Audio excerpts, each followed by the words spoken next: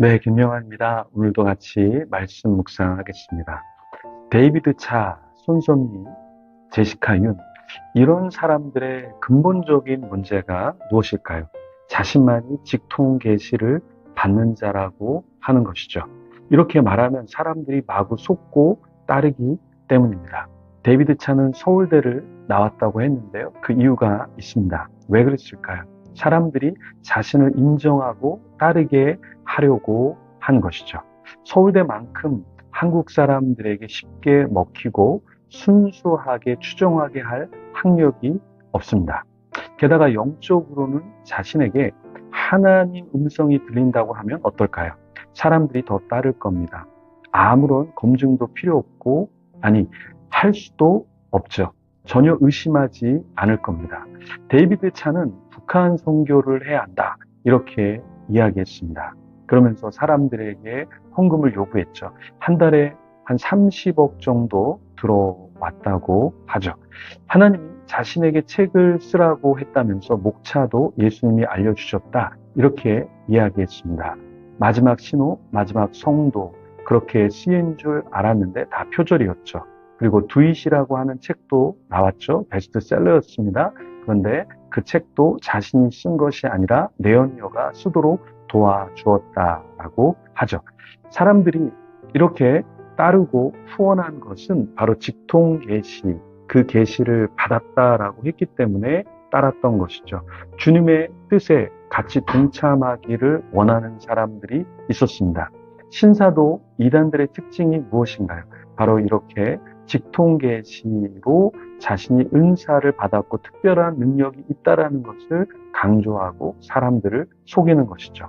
변승우 이단은 30분 만에 요한계시록을 다 깨우쳤다, 이렇게 이야기했습니다. 많은 사람들이 거기에 호응했죠. 그렇지만 이런 말을 믿는 자도 문제입니다. 오늘 본문에 니에미야를 대적하는 자들은 동일한 신사도 이단자처럼 말했습니다. 한번 성경 속으로 들어가 보겠습니다. 같이 한번 말씀, 니에미야 6장 10절에서 14절 말씀 먼저 읽어 보겠습니다. 이후에 무에다벨의 손자 들리야의 아들 스마야가 두문불출하기로 내가 그 집에 가니 그가 이르기를 그들이 너를 죽이러 올 터이니 우리가 하나님의 전으로 가서 외소 안에 머물고 그 문을 닫자. 저들이 반드시 밤에 와서 너를 죽이리라 하기로 내가 이르기를 나 같은 자가 어찌 도망하며 나 같은 몸이면 누가 외소에 들어가서 생명을 보존하겠느냐. 나는 들어가지 않겠노라 하고 12절 말씀 깨달은즉 그는 하나님께서 보내신 바가 아니라 도비아와 산발랏에게 뇌물을 받고 내게 이런 예언을 함이라. 그들이 뇌물을 준 까닭은 나를 두렵게 하고 이렇게 함으로 범죄하게 하고 악한 말을 지어 나를 비방하려 함이었느니라. 내 하나님이여 도비아와 산발락과 여선지 노아다와 그 남은 선지자들 곧 나를 두렵게 하고자 한 자들의 소행을 기억하옵소서 하였노라. 10절 말씀을 먼저 보면 니에미야가 스마야가 보이지 않자 그 집에 가니 스마야가 어떤 말을 했나요? 그 해학자들이 니에미야를 죽이러 올 터이니 하나님의 전으로 가서 외소 안에 머물고 그 문을 닫자고 했습니다. 니에미야는 스마야의 말에 어떻게 대답했죠? 11절 말씀입니다. 자신과 같은 자가 어찌 도망하며 자신과 같은 몸으로 어찌 외소에 들어가서 생명을 보존하기 어렵다, 이렇게 이야기했습니다. 12절 말씀에 보면 그런데 니에미야는 나중 무엇을 알게 되나요? 스마야는 도비아와 산발랏에게 뇌물을 받고 자신에게 예언한 것을 알게 되었죠. 거짓 선지자인 것을 알게 되었습니다. 산발락과 도비아는 왜 뇌물을 주면서 이런 말을 하게 했을까요? 13절 말씀에 보면 뇌물을 주어 니에미야를 두렵게 하고 이렇게 함으로 범죄하게 하고 악한 말을 지어 니에미야를 비방하려 했죠. 오늘날도 그렇습니다. 오늘날도 어떤 신사도나 이상한 사람들이 우리에게 와서 내가 어떤 예언을 받았는데 하나님의 꿈을 꿨는데 환상을 봤는데 당신 이렇게 하면 좋겠어, 이렇게 막 이야기할 때 여러분이 현혹되시면 안 됩니다. 제가 며칠 전에 어떤 분을 만났는데, 알지 못하는 사람을 만났는데, 뭐, 이렇게 하면은 악기운이 없어질 것 같다. 이렇게 하자. 뭐, 이렇게 남편 복이 없고, 뭐, 이런저런 이야기를 막 했다고 하는데요. 그런 이야기를 다 고지고대로 들으면 우리가 오히려 영적인 피해자가 되는 것이겠죠. 함부로 어떤 것을 예언하는 것, 또 그것을 듣고 반응하는 것, 우리는 조심해야 합니다. 영적 권위자가 되려고 마구 직통 계시를 받는다고 이야기하는 사람들을 우리는 조심해야 하는 것이죠. 14절 말씀을 보면 니에미아는 어떤 기도를 드렸나요? 도비야, 산발랏, 여선지, 노아디아, 그 남은 선지자들, 곧 니에미아를 두렵게 하고자 한 자들의 소행을 기억해 달라고 간청했습니다. 어떠한 안 좋은 일을 겪었을 때 가만히 있는 것이 아니라 니에미아는 하나님께 기도를 했죠. 우리도 마찬가지입니다. 어떤 안 좋은 이야기, 예언, 또 직통 계시를 들었다는 사람 만났을 때 이게 정말 하나님에게서 나온 것인가? 우리는 그것을 점검해야 하는 것이죠.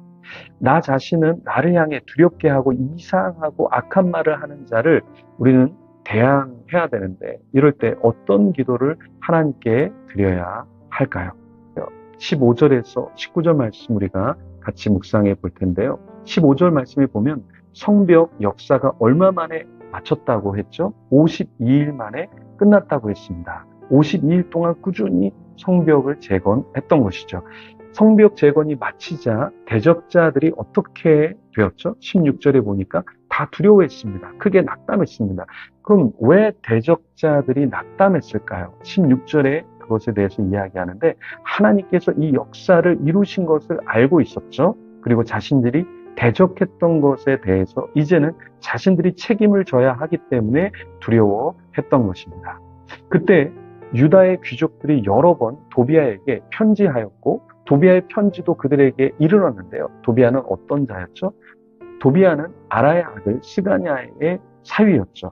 도비아의 아들 여호하난도 베레가의 아들 무슬람의 딸을 아내로 맞이했습니다. 그러면서 유다에서 도비아와 동맹한 자가 많았죠.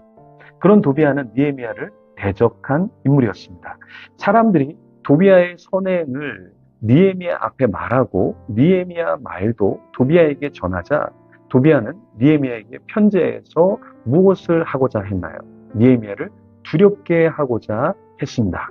사람들이 도비아의 선행을 니에미아 앞에서 말했다라는 것은 무엇을 말하는 것이죠? 괜찮은 사람인 것처럼 꾸몄던 것이죠. 그런데 실제로는 니에미아를 해하고자 했던 그 계략이 그 안에 있었던 것이죠.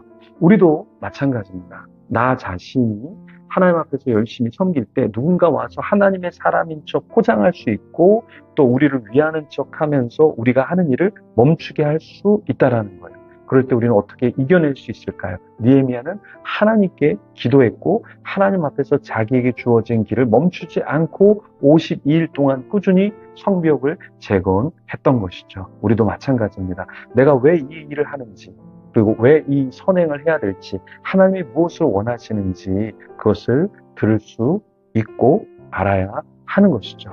최근에 제가 기도하는 제목이 있고 또 우리 그 교회가 해야 될 일이 있는데, 참 감사한 것은 함께 해주겠다라는 분들이 계십니다. 교회의 일에 대해서 함께 해주겠다라는 분들, 너무나 감사한 것이죠. 근데 때로는 혼자서 하나님 앞에 감당해야 할 일도 있습니다. 그럴 때 누군가 한 마디 두 마디 한다고 해서 포기해서는 안 되겠죠. 목사님 설교가 안 좋은 것 같아요. 목사님 기도 인도가 안 좋은 것 같아요. 목사님 이거는 아닌 것 같아요.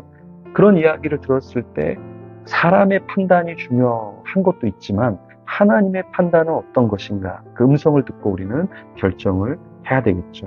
여러분도 기도하는 가운데 여러분의 뜻을 점검하시고 하나님이 원하신다면 계속해서 그 방향으로 가는 여러분이 되기를 소망합니다. 우리 같이 잠시 개인적으로 기도하며 하나님 앞에 나아가겠습니다.